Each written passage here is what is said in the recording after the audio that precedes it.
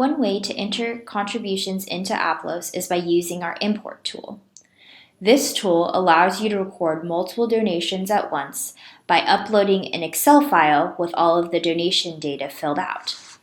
Let's take a look at how this works. When you're in donations on the contribution screen, in the upper right, you'll see the import option. You can click on this button here to be taken to the contributions import page.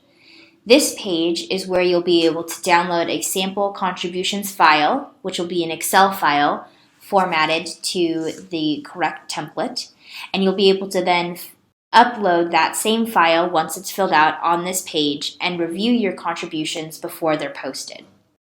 So let's take a look at what that Excel file looks like. Here I have one that's been filled out, but you'll notice that all of the columns across the top correspond with the same fields that you would use to manually record a contribution in the software. Most importantly, you'll have the date, you'll have the contact name, and you'll have the amount. You'll see that I have some purposes filled out, which you can do here in the Excel file, so that all you have to do is really review and import, or you can leave them blank if you're not sure or if you'd rather map the purposes out for the donations once the file has been uploaded. Just a few other notes about the formatting here. You'll notice that down at the bottom left, you have a legend that'll explain all of the columns and what format the data should be in each of the columns. This is for your reference, so if you do have additional donations that span larger than that are going to run into this legend, you can remove it. So we can highlight this, and you can either right-click to delete, or if you have keyboard shortcuts set up on your computer for Excel, you can also remove them that way, but you can delete those rows, so that way you have some more room to enter in more contribution data. That you can remove. However, at the top, you'll notice that there are a few rows up here and the title of the file. You'll want to leave those as they are, so that way the import tool recognizes the file correctly.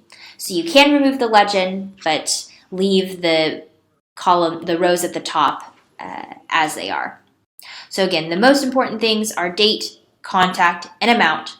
If you have information to record for a note or memo of the donation, you can fill that out. If you have a reference ID, which would be something like a check number, you can enter that here. Again, if you have purpose or if you want to fill in purposes, you can. So some of these I have and some of these I've left blank. The expense amount would refer to any sort of fee, like a transaction fee, credit card fee, or any other associated expense that you can fill out here. The NTD amount would refer to a non-tax deductible amount. So if there's any amount that would fall into that, you can put that into that column. And finally, we have acknowledged, which is where you can select whether a donation has been acknowledged or if it's still unacknowledged. You would indicate acknowledged with a lowercase y value. You would indicate unacknowledged with a lowercase n value, or you can leave it blank to dismiss it. So here's my file. I have it here. I'm going to go ahead and save it. And I will save it. I've saved it on my desktop so that I know I can easily find it. I can go back to the software here. And on the import page, I can either click on this box here, and that's going to bring up the option for me to find the file, which I can select and then open. Otherwise, I can also, if I move this out of the way a little bit, I can click and drag the file and drop it right over that box, and that's also going to upload the file. So either way, both options will work for you. Give a little bit more space here. So as you can see, all of the information that I did fill out on the file is brought into Aplos, so the date, the contact, the amount, and then for those that I did select the purpose, those got filled in. This does need to match the same spelling as the purpose that I've set up here on the purposes page. Otherwise, if I had misspelled one of these or if it didn't match exactly, it would be brought in as a blank because the software is pretty smart, but not that smart. So it needs to be able to match for the import tool to be able to fill that in. So for these ones that are missing a purpose, you'll notice that the import option is not available. So it's grayed out because it does not have all of the required fields, which are indicated here in the column header, filled out. So for these ones, I'll need to select a purpose, which I can do by selecting it from the dropdown. I can also begin typing in the purpose to kind of help filter through. And let's say maybe this was also just general donations and I didn't fill it out.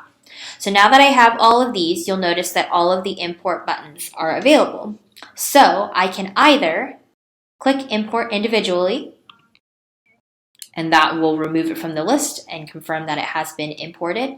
You can also hide. So if there, for whatever reason, you realize that you included one that you don't need to import, you can come down here and you can hide that. And that will remove it from the list and not import it. I'll show you in a minute how to find any ones that you've hidden in case you accidentally hide one that you did need to import. But you do have that option. That's what hide is for. And then on the left, you'll also see these check marks here, which you can then select multiple or select all by checking the check mark at the top. And then you'll see that this import selected button is now highlighted. So if I check all of them, I can either import in bulk or hide in bulk. If I import in bulk, it's going to post all of them. And it'll give me a confirmation screen, and it lets me know that those were imported. So before we go and look and see how those were posted, if for some reason the donation that you've hidden, you realize you didn't need to hide it, but you instead needed to import it, you can click Search Contributions, and you can check the box for hidden. You can also look for a specific date. But if you check the box for hidden and click Search, here's this donation that I had hidden. So I can click Unhide, and that's going to bring it back into the pending list. So if I reset my search and come back to this pending list, here's this donation that I can import. First, I need to assign a purpose, and then I will be able to import it. And now all 6 of the contributions that were on my file have been imported. So if I take a look at the contribution screen, I can now see it's all of these ones here that had different dates, but these are not yet in a deposit, but these are the 6, 1, 2, 3, 4, 5, 6 that I just imported. So as we go over in our other videos, you can include these in a deposit and group them together if needed. And so you can select these and create a deposit for them.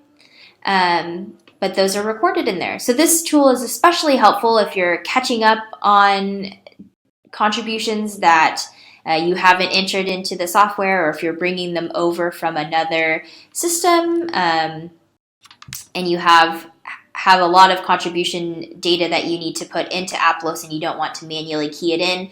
The import tool is a helpful option for entering in those transactions.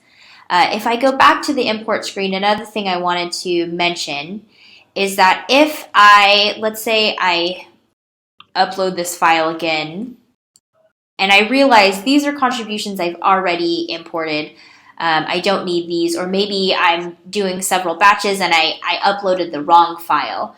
There is a way to clear these out, so I can click the Clear Contributions button. So again, these are not yet posted to my account. So if I click Clear Contributions, and it'll come up with this confirmation screen, it'll remove any pending donations that I've uploaded. So that way, if you do happen to upload the incorrect file, you can remove it before they are posted, so that way you can then select the correct file to review and then post into the software. So hopefully that helps give you an idea of an alternative way to record contributions into Aplos. Please check out our other resources on manual entry for contributions and also for running reports on the contributions that you have entered into Aplos. We're so glad that you've chosen to use Aplos to track your organization's contributions and accounting. If you have any further questions, please feel free to reach out to our support team. We can be reached by email at support@aplos.com or by phone at 888-274-1316. Thanks.